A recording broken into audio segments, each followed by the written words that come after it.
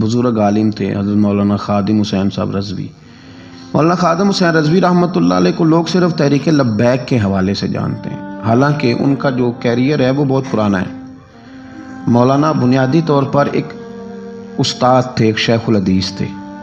ان کا جو بیسک کارنامہ ہے وہ یہ ہے کہ وہ درجنوں نہیں سینکڑوں علماء کے استاد ہیں، سینکڑوں علماء کے، یعنی میں نے سوچ سمجھ کے لفظ کہا، انہوں نے سینکڑوں لوگوں کو رسول اللہ کا دین پڑھایا ہے، اور ان کے اب شاگردوں کے شاگرد بھی مدرسوں میں پڑھاتے ہیں۔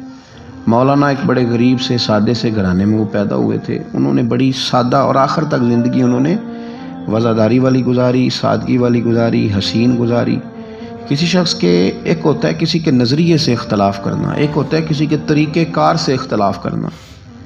کچھ لوگوں نے ان کے طریقہ کار سے اختلاف کیا ہے، لیکن ان بندے کا نظریہ اتنا شاندار تھا کہ نظریے سے کسی نے اختلاف نہیں کیا۔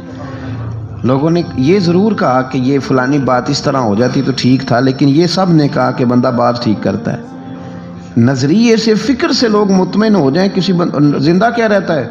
نظریہ۔ زندہ کیا رہتا ہے؟ نظریہ۔ فکری طور پر ایک خوبصورت آدمی تھے، ایک بڑے منجے ہوئے آدمی تھے، ایک وزادار آدمی تھے، ایک صاف ستھرے آدمی تھے۔ میری ان سے ملاقات اس وقت ہوئی تھی پہلی دفعہ جب وہ بالکل ٹھیک تھے، ٹانگوں پہ چلتے تھے۔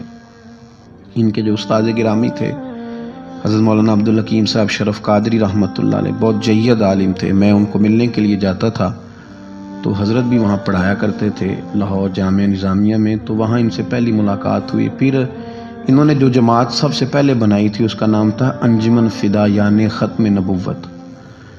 اس جماعت سے انہوں نے کام کا آغاز کیا، اور بڑے اوائل میں، بڑے شروع میں انہوں نے ختم نبوت کے تعلق سے مختصر سے کام کا آغاز کیا، اور بڑی جلدی ان کا کام پھیل گیا۔ مکی پیر مکی دربار میں یہ اوقاف کی مسجد کے سرکاری خطیب تھے، لیکن حضرت ممتاز قادری صاحب رحمۃ اللہ علیہ کی شہادت پہ انہوں نے سرکاری ملازمت چھوڑ دی تھی۔ اس کے بعد انہوں نے بڑی محنت کی، بڑی جد و جہد کی، بڑی کاوش کی، بیمار اور معذور ہونے کے باوجود بڑی کوششیں فرمائیں، اور بڑے نڈر تھے، بڑے بے باک تھے، بڑے خوبصورت تھے۔ سب سے بڑی بات یہ تھی کہ سکہ عالم دین تھے۔ جماعت کسی بھی سیاسی جماعت کے پاس اتنا تگڑا بندہ نہیں جس طرح کہ حضرت مولانا خادم حسین رضوی صاحب تھے۔ میری ان سے تسلسل، جیل جانے سے پہلے میں ملا، جیل سے آئے تو پھر ملا۔ میں گرچہ ان کی جماعت میں کبھی شامل نہیں ہوا، لیکن فکری طور پر ان سے جو کہ پہلے کا ایک تعلق تھا، ابھی بھی 24 اکتوبر کو پچھلے مہینے کی وہ گجرات جا رہے تھے تو کچھ دیر ہمارے پاس رکے، اور دیر تک وہ باتیں کرتے رہے، اور دیر تک ان کی میں باتیں سنتا رہا۔ پھر وہ مجھ سے کچھ سوالات پوچھتے رہے، میں ان کے جواب دیتا رہا۔ پھر اچانک جو ہے وہ کچھ دن پہلے خبر ملی کہ ان کا طبیعت ان کی بڑی علیل ہے۔ میں نے تیمارداری کے لیے کچھ ان کے جو قریبی لوگ تھے ان سے رابطہ کیا، بتایا کہ آپ ٹھیک ہیں، آپ تھوڑے بیمار ہیں۔ پھر کل اللہ تبارک و تعالیٰ کا فیصلہ قدرت آیا، اور تیزی کے ساتھ لوگ اٹھ گئے۔ اس 2020 نے بہت سارے لوگ اہل سنت کے لیے، لیکن اس شخص کا جانا کو زیادہ ہی تکلیف دے گیا۔ دل مائل نہیں ہوا، میں تو ناشتہ نہیں کر پایا طبیعت، اور میں نے پہلی دفعہ فیصلہ کیا تھا میں جمعہ نہیں چھوڑا کرتا۔ سوچا تھا کہ اگر جمعے کے بعد جنازہ ہوا تو جمعہ لاہور جا کے پڑھوں گا، لیکن ان کی نماز جنازہ کل 10 بجے ہے۔ اس طرح کے لوگ کم آتے ہیں دنیا میں، اور شاید ان لوگوں کا وقت بھی تھوڑا ہوتا ہے، اور اللہ پاک شاید ایسے لوگوں کو جلدی ہی اپنی بارگاہ ناز کی طرف لے جاتا ہے۔ ایک شعر جگر مراد آبادی نے کہا تھا کہ جگر راہ وفا میں نقش ایسے چھوڑ آیا ہوں، میں جس منزل سے گزرا ہوں وہ اب تک یاد کرتی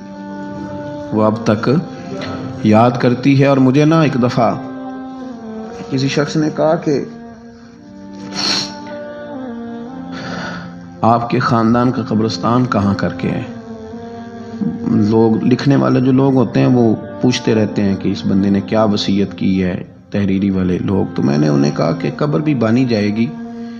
تو مجھے کہنے لگے کہ کس طرح کر کے پتہ چلے گا؟ تو میں نے کہا تے اکھاں جدوں میٹیاں تو پھر زمانہ مینوں روے گا، اپنا تے اپنا بیگانہ مینوں روے گا، تے جدوں نہ میں دسیا میں خارا نوں میں خانے وچ، پھر جام ٹوٹ جان گے میں خانہ مینوں روے گا۔